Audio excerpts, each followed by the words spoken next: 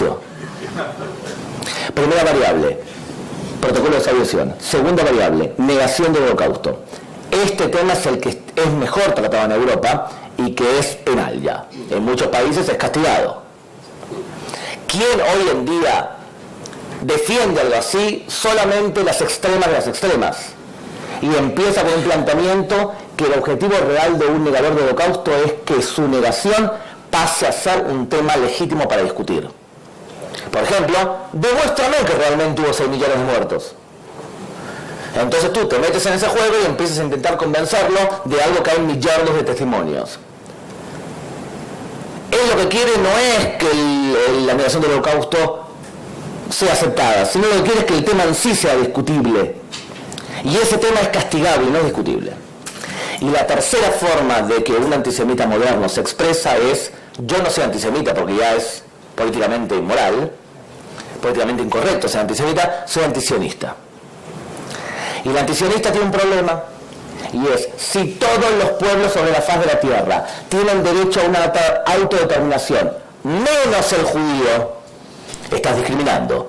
Y si la inmensa mayoría de judíos del mundo se siente que son parte de un pueblo, que es el pueblo judío, y ellos se identifican con el sionismo, entonces odias a casi todos los judíos que se sienten sionistas. O sea, un antisemita odia a todos los judíos, él odia el 95%. Entonces, evidentemente, antisionismo y el sionismo, ¿qué es? Es el movimiento que piensa que un judío forma parte de un pueblo y como todos los pueblos sobre la faz de la tierra, incluso para mí el palestino, tiene derecho a la autodeterminación. Y como es un pueblo, tiene derecho a su Estado propio. La palabra sionista viene por el regreso a Jerusalén. Sion es el nombre de Jerusalén y el nombre fue instaurado por un judío que después se transformó en antisionista. Entonces, ¿cómo se manifiesta hoy el antisionismo? Es en poner en tela de juicio el derecho a existir de Israel. En España específicamente, y lo digo con dolor, y por eso le dije al principio, prefiero ser bien sincero. El antisemitismo es un fenómeno europeo, y es un fenómeno cristiano. La Iglesia y las autoridades cristianas han hecho muchas reformas favorables. Es más, yo estoy convencido que nunca hemos estado mejor judíos y cristianos en la historia. Nunca. Sin embargo, todavía quedan resabios del antisemitismo antiguo. Por ejemplo, hice el Camino de Santiago y saben que nos dan un documento para poder ir de estación a estación y me estaba por firmar y llegué a un lugar y el cura estaba muy contento que yo había llegado a su iglesia y me recibió con los brazos abiertos y me dijo: menos mal que vinieron, este hombre judío viene de la ciudad santa de Jerusalén, parece muy buena gente, está haciendo el Camino de Santiago, mataron a Jesús, pero eso no importa, no es culpable. Evidentemente tenía esos resabios antisemitas antiguos. Pero en España específicamente, y como el antisemitismo es un fenómeno europeo, los países cuanto más europeos son, más antisemitas son. ¿Cuáles son los 3 países de habla hispana más antisemitas? Primero, España. Segundo, Chile. Tercero, Argentina. En el lugar en donde se pelea legalmente mejor contra el antisemitismo hoy en día es en Argentina. El país en donde se manifiesta con mayor virulencia el antisemitismo es en Chile. En Chile es muy problemática la situación. Muy bien. El antisemitismo en España tiene una faceta que es preocupante y que no aparece en muchos países. Y es el movimiento BDS, que supuestamente es un movimiento que lo que quiere es que se cree un Estado palestino, cuando les acabo de decir que yo también estoy a favor de un Estado palestino, igual que el 74% de los israelíes hoy, según las encuestas que ha hecho el diario Haaretz. El problema que hay con esto es que el BDS no es la creación de un Estado palestino. El BDS tiene 3 principios que ellos mismos aclaran. 1, retirada israelí de Palestina. En árabe lo escriben retirada israelí de Palestina. No dicen retirada israelí de los territorios conquistados por Israel en la guerra del 67. En árabe dicen algo, y lo que importa en el mundo árabe es lo que dice en árabe. Retirada de Palestina y desarme de la valla de seguridad. Segunda variable. Los árabes en Israel tienen que tener derecho a veto de toda decisión que toman los judíos. Los árabes en Israel son el 20%, los judíos son el 80%. El derecho a veto tendría que ser de los árabes. Significa que si un judío quiere regresar a su patria histórica, podría no volver porque los vetan el 20% de la población. Y tercer principio del BDS es: queremos que todos los refugiados palestinos, que según la UNRWA son 5 millones, puedan volver adentro de Israel. Si ustedes suman 1 más 2 más 3, BDS es destrucción del Estado de Israel como cuna nacional del pueblo judío. El problema específico en España es que discriminar a un Estado todavía no está marcado dentro de la ley y que especialmente un partido político como Podemos está detrás de este BDS y es el que propone un montón de propuestas para ilegitimar a Israel. Es un mismo partido político que, volviendo a la lógica que decía Vicente al principio, es cómo puede ser que un partido que supuestamente defiende los derechos humanos se alíe con los más radicales islámicos. Tiene lógica. Y la lógica es lo que dijiste tú. La gente que está en contra de la modernidad se alía. Los posmodernistas y los premodernistas se alían. O sea que la alianza Irán-Podemos es totalmente lógica desde el punto de vista filosófico. El hecho que Podemos tenga un programa de televisión dentro de Hispan TV, que es la televisión de mí, es completamente lógica. Muy bien. Tenemos 3 niveles para terminar de antisemitismo. El antisemitismo lo puede emitir, según el profesor Avni de la Universidad de Jerusalén, puede ser un antisemitismo gubernamental, como es el antisemitismo que surge desde Venezuela. Puede ser un antisemitismo popular, y en España quedan resabios de ese antisemitismo, como dijimos antes, y puede ser también antisemitismo de instituciones. Y acá no voy a expresarlo muy largo porque quiero dar la palabra a otras personas, pero yo veo en España 3 focos de antisemitismo claros. El primero, la extrema izquierda. El segundo, y a diferencia de lo que dijo el anterior orador, el antisemitismo islámico no es un antisemitismo solamente de protesta contra Occidente y lo que los árabes llaman Jahiliya. Es un antisemitismo basado en teología islámica pura y dura. Según el Islam radical y el Islam común, un judío y un cristiano es un dhimmi, ciudadano de segunda, que debe ser sometido al Islam y que tiene que pagar jizya, impuesto por cabeza. Por lo tanto, el antisemitismo que vemos en comunidades musulmanas que han emigrado desde África, desde Medio Oriente, en Europa, es evidente. Y si no, teníamos acá hace un rato al embajador de Suecia. Suecia ve desaparecer su comunidad judía porque el antisemitismo es provocado especialmente por la comunidad musulmana. Entonces tenemos, primero, inmigrantes musulmanes con gran carga antisemita surgida después de la Segunda Guerra Mundial, especialmente por la presencia del Mufti de Jerusalén y su alianza con Hitler y el levantamiento de una radio nazi en árabe y en persa que es la radio Zezen. Tenemos la extrema izquierda y por último, y no menos importante y quizás más importante, la prensa española ha tomado la función de demonizar a Israel. La prensa española suele no informar sobre Israel, sino demoniza a Israel. Y les podría dar un montón de ejemplos porque trabajé en televisión española y conozco más o menos cómo se mueve el asunto y hay cosas graves, incluso gravísimas.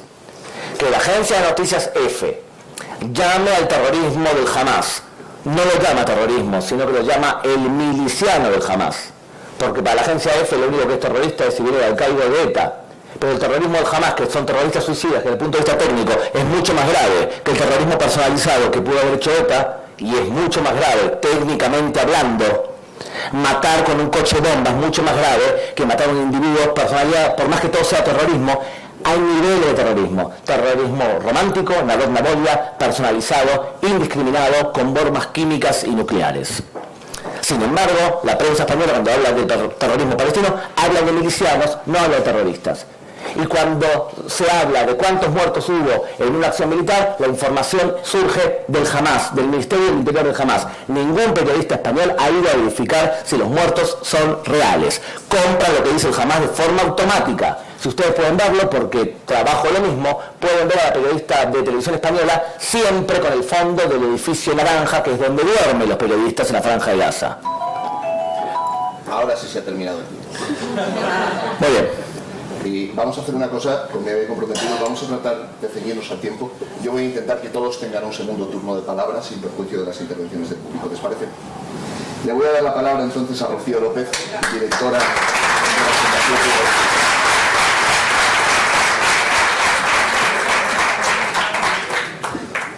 Muy buenos días a todos. Felicito a los organizadores de este seminario y agradezco a Violeta su invitación a participar. Tampoco quiero que me saque la tarjeta roja, Ricardo. Es un honor poder estar aquí hoy.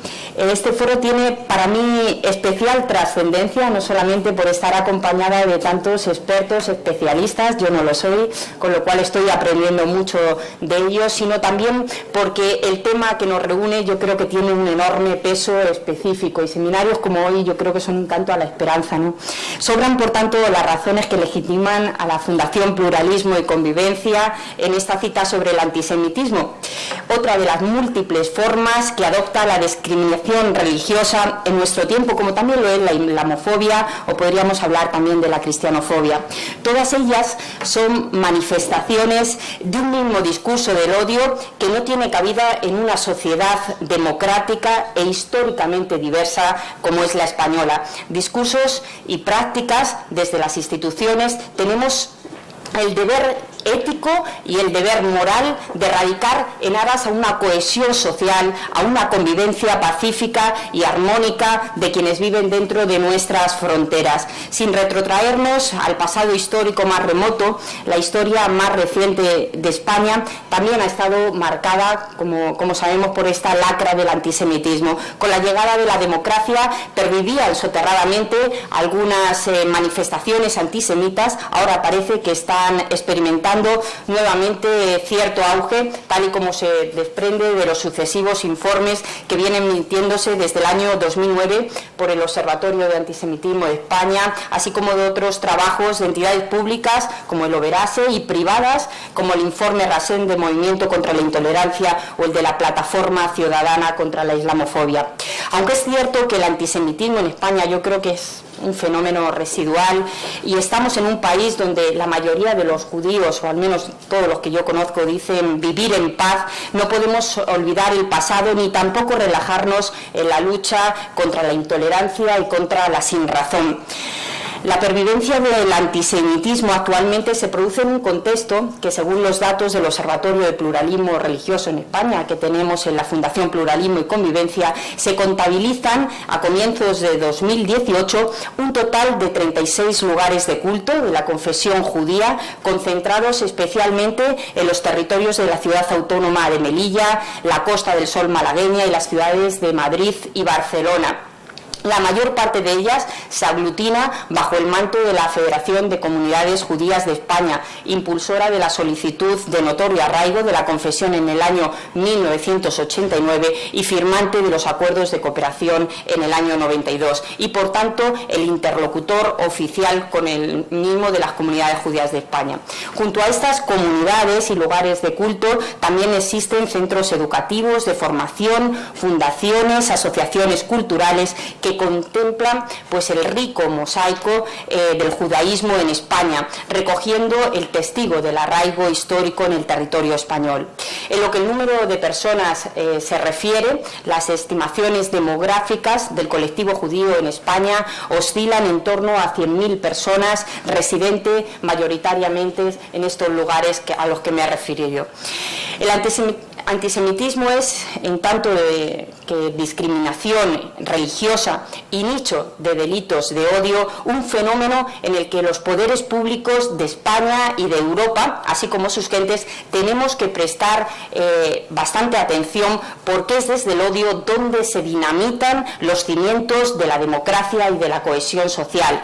En esta línea, nuestras instituciones comienzan a dar ciertos pasos. En 2015 se aprobaba una ley que concedía la nacionalidad española a los sefardíes sin perder la suya de origen. Paralelamente, la Comunidad de Madrid incluía en el mismo año el estudio del Holocausto judío como hecho histórico, como elemento transversal del currículo de la enseñanza secundaria obligatoria. En el ámbito judicial, la Ley Orgánica de 2015 reformaba el Código Penal y modificaba profundamente los artículos 510 y 607, facilitando una poderosa herramienta para perseguir el discurso de odio antisemita y por otros motivos discriminatorios, modificación que la propia Federación de Comunidades Judías de España valoraba como una gran noticia para la lucha contra el antisemitismo. También es de destacar los 3 convenios a los que se refería el secretario de Estado de Educación para erradicar esta lacra. Por nuestra parte, la Fundación Pluralismo y Convivencia, desde prácticamente sus inicios, desde el año 2005, y haciéndose cargo del mandato constitucional del artículo 9.2 de nuestra Constitución, viene apoyando a la Federación de Comunidades Judías de España. Esta organización cuenta también entre sus objetivos con la lucha contra el antisemitismo y otras formas de intolerancia. Y como prueba de ello, en el año 2009 se creó, en colaboración con el Movimiento de la Intolerancia, el Observatorio de Antisemitismo de España, cuya puesta en marcha y funcionamiento ha venido apoyando esta fundación. Este órgano, entre otras interesantes aportaciones, edita anualmente, como hemos visto, el informe de antisemitismo. En resumen, la Federación de Comunidades Judías de España es hoy por hoy la principal organización judía existente en el Estado español, por lo que afianzar las relaciones de cooperación con ellos para contribuir a ese mantenimiento y desarrollo supone también promover de alguna forma la lucha contra el antisemitismo. Otras ayudas más específicas que desde la Fundación se han dirigido en este sentido han sido, por ejemplo, la colaboración con la Red Cívica contra el Antisemitismo en su primer encuentro, que se celebró en Casa Sefarat en el año 2012, así como la Fundación Violeta Friedman y su excelente trabajo en torno al Holocausto nazi a través de jornadas, conferencias temáticas.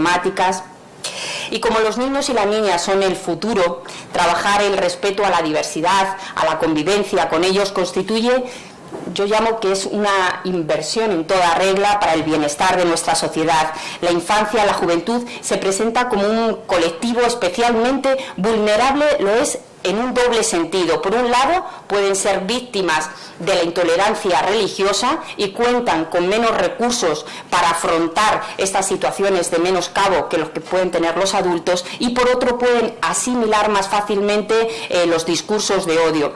Esta delicada posición que tienen nuestros jóvenes viene en gran medida determinada por los nuevos contextos y en los que operan estas narrativas de intolerancia, Internet y, por supuesto, las redes sociales. A este respecto, según los datos aportados por el último informe sobre el antisemitismo en España del Observatorio del Antisemitismo en relación a incidentes antisemitas, apenas ha variado en el 2015-2016, citando expresamente que los medios de comunicación, Internet y las redes sociales son los lugares donde las expresiones de odio y rechazo hacia los judíos se difunden con más frecuencia e impunidad.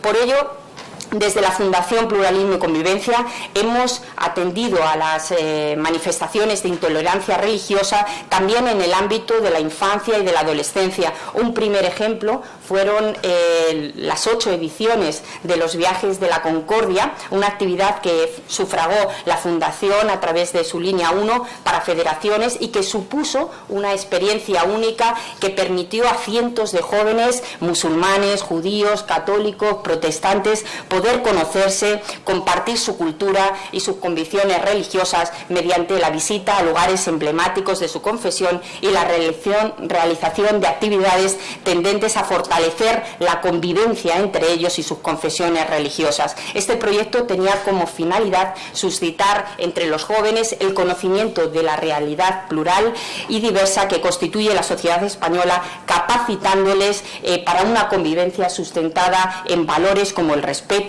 como la tolerancia o como la concordia. Y otro ejemplo de carácter más reciente es la denominada Red de Jóvenes Embajadores por la Paz y la Convivencia, un nuevo proyecto que desde la Fundación Pluralismo y Convivencia estamos depositando muchísimas esperanzas y que persigue la creación de una red juvenil para el empoderamiento y la formación de 60 jóvenes pertenecientes a las confesiones cristiana, judía y musulmana. En la red buscamos la generación de resiliencia en la sociedad frente al discurso del odio basado en la intolerancia religiosa a través de 3 líneas fundamentales: la difusión de testimonios mediante una campaña de comunicación proactiva, positiva en redes sociales y medios de comunicación, la presencia en las aulas y la colaboración con las corporaciones locales. Es este un proyecto que hemos presentado a la Dirección General de Justicia de la Comisión Unión Europea, porque creemos que es necesario enfrentarse a la situación y marcar una estrategia y una serie de acciones relacionadas y siguiendo las líneas que nos marca la Unión Europea. Voy terminando, porque entendemos que la diversidad en torno al objeto de esta intolerancia y discurso del odio, ya sea anticristiano, antisemita o de corte islamófobo, obedece en gran medida al clima de polarización política que existe en España. Otro de los factores o causas que fomenta, creemos, la intolerancia y el discurso del odio es el desconocimiento. Lo que no se conoce no se puede reconocer. Frente a esto, pues esta red de embajadores lo que pretende va a ser sensibilizar, mejorar el conocimiento, el entendimiento de las confesiones, sobre todo las minoritarias, eliminando prejuicios, estereotipos, propiciando también un pensamiento crítico entre los jóvenes y fortaleciendo su resiliencia frente a la intolerancia. Pero queremos que todo lo que aprendan estos jóvenes, estos embajadores, revierta en el bien de la sociedad, y por eso, una vez finalizada la formación, tendrán una presencia real y activa en las aulas y en los municipios, en las corporaciones locales. Por eso, y aparte de llevar a las federaciones religiosas como nuestros socios principales y una potente agencia de comunicación, hemos querido que esté también la Federación Española de Municipios y Provincias y el CENIE, Centro Nacional de Investigación e Innovación Educativa, que nos va a facilitar la entrada de estos jóvenes a 600 aulas con la necesaria formación previa de los profesores. Estimamos la interactuación aproximadamente de unos 7.500 alumnos de toda España. Estamos muy agradecidos al CENIE, querida Victoria, organizador también de estas jornadas, que haya querido participar en esto de propiciar la inclusión y luchar contra la desigualdad en las aulas, que tenéis una gran trayectoria, y colaborar con este proyecto de red de jóvenes embajadores por la paz y la convivencia, que va a suponer sin ninguna duda pues trabajar también por los valores y luchar contra el antisemitismo. Por ello, y como decía al inicio de mi intervención, también daros las gracias por invitarme a participar de estas jornadas y poder adelantarles este proyecto. Termino diciendo que en el horizonte de nuestra labor en defensa de la libertad religiosa y la convivencia está la continuación y la mejora de la cooperación con la confesión judía, así como del resto de confesiones con notorio arraigo, una cooperación y un acercamiento cada vez más estrecho que pueda contribuir a que la célebre frase del filósofo Theodor Adorno, que decía que escribir poesía detrás de Auschwitz es un acto de barbarie, sea ya solo una lección del pasado. Muchas gracias.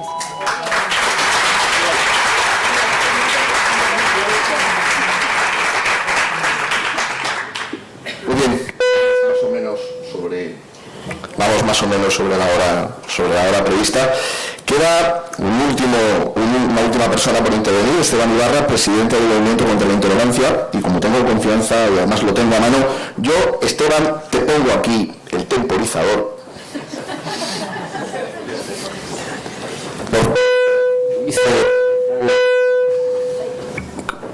Dice el refrán que donde hay confianza da asco. Bueno, yo también estoy encantado de estar aquí y creo que lo vais a soportar en varias sesiones. No me está avisando yo, ¿no? No, está aquí madre. Y voy a empezar por los ponentes anteriores, los profesores que hablaban, y yo les saludaba, que me había gustado mucho la intervención, y decir, bueno, pues nos lo habéis dejado pues muy preparado para levantar la bandera de un movimiento neo-ilustrado, que quizás ese es el gran reto que tenemos por delante.